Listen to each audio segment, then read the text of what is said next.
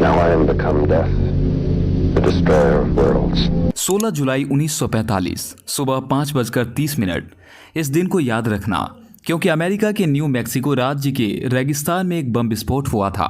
यह एक साधारण बम विस्फोट नहीं था, बल्कि यह पहली बार था जब एक न्यूक्लियर बम का परीक्षण हुआ था। इस न्यूक्लियर टेस्ट का नाम था ट्रिनिटी और यह प्रोजेक्ट अमेरिका के जे रॉबर्ट ओपेनहाइमर के नेतृत्व में किया गया था। ओपेनहाइमर इस बम विस्फोट को देखकर हैरान हो गए थे।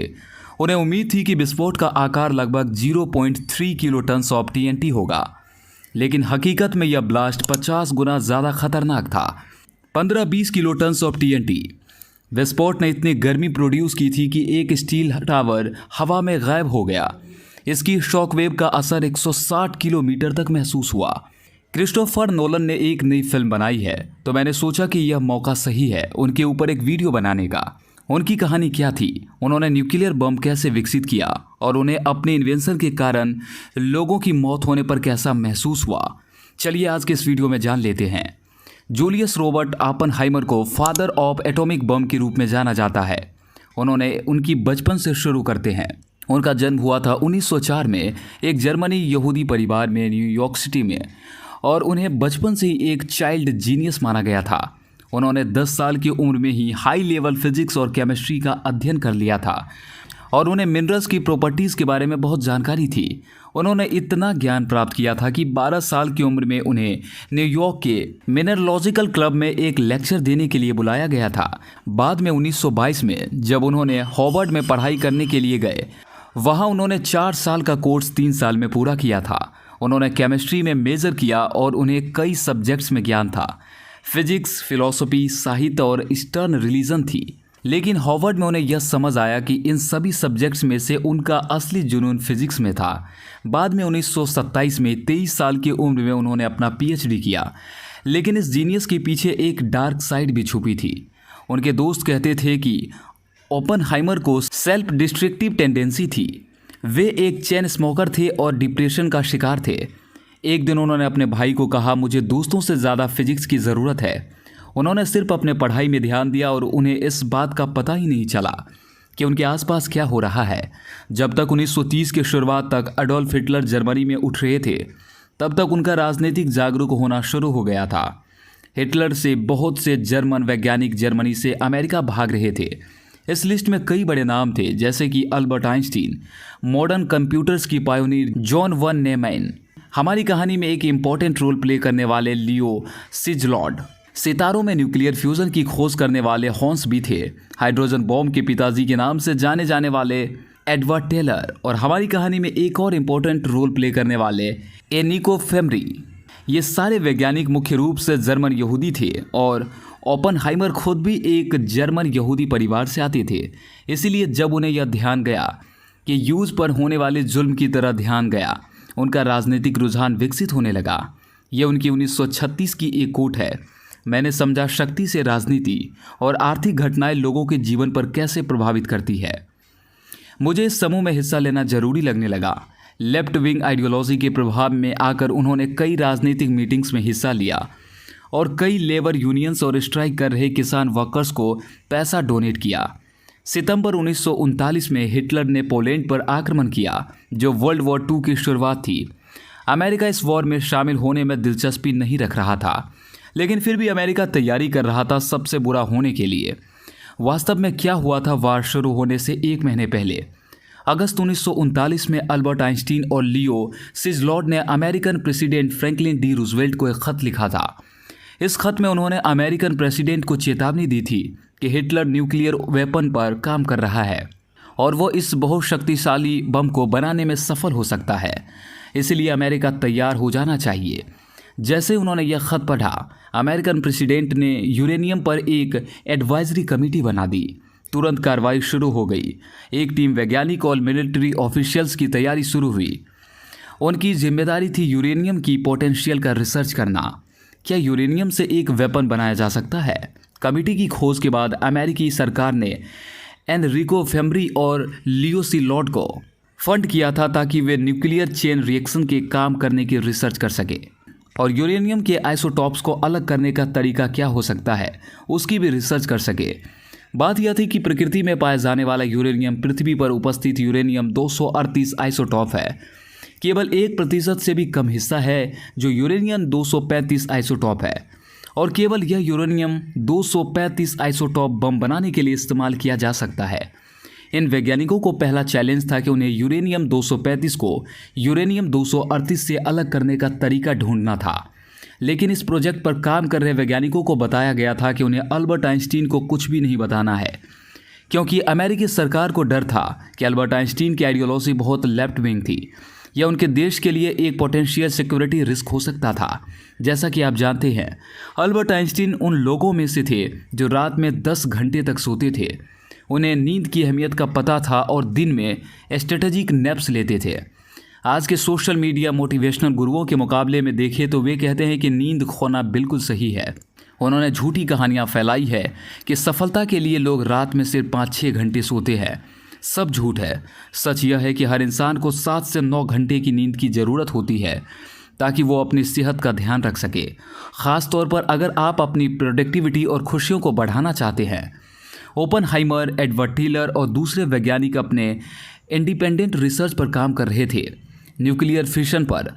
दिसंबर 1940 में यूरेनियम 235 आइसोटॉप के अलावा एक और रेडियो एक्टिव तत्व मिला, जिसे वैज्ञानिक मानते थे कि इसका इस्तेमाल भी न्यूक्लियर वेपन्स बनाने में किया जा सकता है। इस तत्व का नाम था प्लूटोनियम। 11 अक्टूबर 1941 को अमेरिकी प्रेसिडेंट ने ब्रिटिश प्रधानमंत्री विंस्टन चर्चिल को एक संदेश भेजा कि दोनों देशों को एटॉमिक विकास के लिए सहयोग करना चाहिए। दूसरा महीना 7 दिसंबर 1941 को जापान ने पर्ल हार्बर पर हमला किया और अमेरिका ऑफिशियली वर्ल्ड वॉर 2 में शामिल हो गया। अमेरिकी प्रेसिडेंट रूजवेल्ट ने घोषणा की कि अमेरिका जर्मनी और जापान के खिलाफ लड़ने वाले एडिल्ड पावर में एक हिस्सा बनेगा। लेकिन इस दौरान पता चला कि न्यूक्लियर वेपन्स बनाने का एक मिलिट्री मिशन बन गया था। अमेरिका ने इस एक प्रोजेक्ट पर $2.2 बिलियन खर्च किए। इन्फ्लेशन को देखते हुए आज के हिसाब से यह $24 बिलियन के बराबर होता है, करीब 2 लाख करोड़ भारतीय रुपये। अमेरिकी मिलिट्री के पास एक इंजीनियरिंग विंग थी, army corps of engineers. Way army के पोर्ट्स और एयरफील्ड बनाती थी। उनका इन्वॉल्वमेंट जून 1942 में प्रेसिडेंट रूजवेल्ट के अनुमोदन के साथ हुआ। अब नॉर्थ अटलांटिक डिवीज़न का ऑफिस मैनहट्टन, न्यूयॉर्क सिटी में था, और जब उन्हें न्यूक्लियर वेपन्स बनाने की जिम्मेदारी मिली तो उन्होंने अपने ऑफिस को वहीं बिल्डिंग में 18वीं मंजिल पे सेटअप कर लिया। इस हेडक्वार्टर्स का नाम मैनहट्टन इंजीनियर डिस्ट्रिक्ट रखा गया और इससे मैनहट्टन प्रोजेक्ट ऑफिशियली शुरू हो गया। तारीख थी 13 अगस्त 1942। अगले महीना 17 सितंबर को कर्नल लेस्ली रिचर्ड ग्रोव्स को प्रोजेक्ट के हेड बनाया गया और उन्होंने फैसला किया कि ओपनहाइमर को प्रोजेक्ट वाई के डिज़ाइन के लिए लीडर बनाया जाए। एक छुपा हुआ लोकेशन तय किया गया इस प्रोजेक्ट को सीक्रेट रखने के लिए। Oak Ridge, Tennessee. इस शहर को सीक्रेट सिटी भी कहते हैं क्योंकि एक पूरे शहर को सिर्फ एक प्रोजेक्ट के लिए ही बनाया गया था। हजारों साइंटिस्ट, रिसर्चर्स और वर्कर्स को इस शहर में शिफ्ट किया गया था और उनका सिर्फ एक टास्क था, यूरेनियम 235 को यूरेनियम 238 से अलग करके बनाना। पॉइंट यह है कि यूरेनियम 238 बहुत कम फिशनेबल है। वो एक चेन रिएक्शन के लिए तैयार नहीं है बम बनाने के लिए। यूरेनियम 235 को अलग करना ज़रूरी था। सिर्फ यूरेनियम 235 चेन रिएक्शन में जा सकता है, इसलिए उसकी ज़रूरत थी। प्लान यह था कि 4 अलग अलग फैसिलिटीज़ में अलग अलग तरीक़ों से इस आइसोटॉप को अलग किया जाए। एक फैसिलिटी वाशिंगटन में, एक टेनेसी के ओक रिज में, एक न्यू मैक्सिको के अल्बुकरी में और एक आइसोटॉप को एक दूसरे से झालने के लिए वहाँ के यूनिवर्सिटी ऑफ शिकागो में। सबसे मुश्किल काम यूरेनियम को ओक रिज के गैसियस डिफ्यूज़न प्लांट में अलग करने का था। ओक रिज के लिए एक अलग ही सीक्रेट सिटी बनाया गया था। इस न्यूक्लियर प्रोजेक्ट को मेंटेन करने के लिए अमेरिका ने एक ही बिल्डिंग बनाई थी, एक फ्लैट टॉप बिल्डिंग। इसमें सिर्फ साइंटिस्ट को ही आने की परमिशन थी, किसी भी तरीके से किसी और को एंट्री नहीं मिलती थी। इसलिए उन्होंने एक कोड बनाया जो इस कॉम्प्लेक्स को आइडेंटिफाई करता था और इसलिए इस बिल्डिंग को द हिल भी कहते हैं।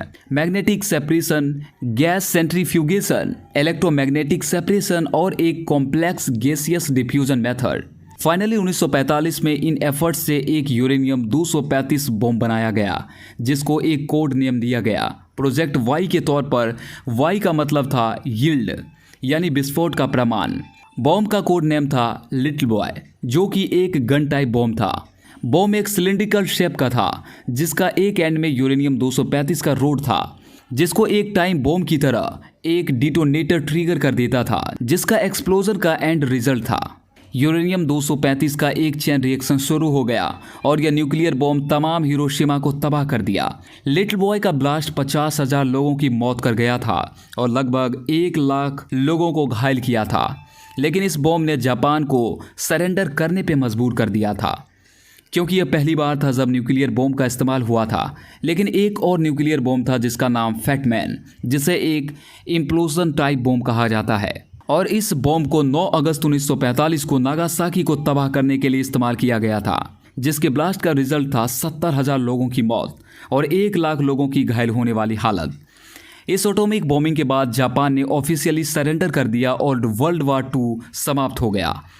आज तक यह बॉम्बिंग वर्ल्ड हिस्ट्री के सबसे डिस्ट्रक्टिव बॉम्बिंग माने जाते हैं और इसके बाद से एक डिस्कशन चल रही है कि क्या अमेरिका ने सही किया था इन बॉम्बिंग को करके। क्या यह बॉम्बिंग जापान को जल्दी सरेंडर करने के लिए ज़रूरी थी? क्या इन बॉम्बिंग ने वर्ल्ड को एक नया न्यूक्लियर वॉर का डर दिया? इन सवालों के जवाब में साइंटिस्ट, हिस्टोरियंस और लीडर्स अलग अलग नज़रिए रखते हैं। लेकिन एक चीज़ जो कंफर्म है कि इन बॉम्बिंग ने न्यूक्लियर टेक्नोलॉजी और वेपन्स डेवलपमेंट के फील्ड में एक नया चैप्टर खोला। वर्ल्ड अब एक नए तरीके के वार के सामने था। ए बॉम्ब और एच बॉम्ब की रेस शुरू हो गई थी और यह रेस आज तक चलती आई है। इसी टेक्नोलॉजी का इस्तेमाल आज भी एटॉमिक एनर्जी प्रोडक्शन में होता है, पर उसका उपयोग एटॉमिक वॉरफेयर के लिए कंट्रोल में रखने के लिए भी होता है। जूलियस रॉबर्ट ओपनहाइमर ने भी अपने लाइफ में इस न्यूक्लियर टेक्नोलॉजी और उसके कंसिक्वेंसेस के साथ डील किया। उन्होंने इस टेक्नोलॉजी को डेवलप करने में अपनी कंट्रीब्यूशन दी, लेकिन उसे उसका पोटेंशियल यूज़ देखकर रिग्रेट भी किया। उसका एक फेमस कोट है, अब मैं मृत्यु बन गया हूँ, विश्वनाश करने वाला, जो कि भगवत गीता से लिया गया था। वो ट्रिनिटी टेस्ट का विटनेस भी था, जिससे उसको न्यूक्लियर बॉम्ब का पावर का एहसास हुआ। उनका पर्सनल स्ट्रगल उसके बाद शुरू हुआ, जब उन्हें अपने इन्वेंशन के यूथिकल एप्लीकेशन समझ आए। आज भी उनके लाइफ वर्क्स को देखकर डिस्कशन होती है। कुछ उन्हें एक हीरो मानते हैं जिनके साइंटिफिक अचीवमेंट ने उन्हें वर्ल्ड वॉर से जीत दिलाई, और कुछ उन्हें एक विलन मानते हैं जिन्होंने डिस्ट्रक्टिव न्यूक्लियर वेपन्स डेवलप करके बिलियंस की मौत का जिम्मेदारी उठाई। इन सब सवालों के जवाब उनके पर्सनल पर्सपेक्टिव और मोरल वैल्यूज़ पर निर्भर करते हैं। क्रिस्टोफर नोलन की फिल्म ओपनहाइमर भी उन्हीं के कंट्रोवर्सीज और स्ट्रगल पर फोकस करेगी। अगर आपने अभी तक मेरा चैनल सब्सक्राइब नहीं किया तो इस वीडियो के नीचे एक बटन होगा, उस पर क्लिक करके आप सब्सक्राइब कर सकते हैं। आपका एक सब्सक्राइब मेरे लिए एक मोटिवेशन होता है। आपके कमेंट्स और सजेशंस भी मेरे लिए काफ़ी इंपॉर्टेंट होते हैं।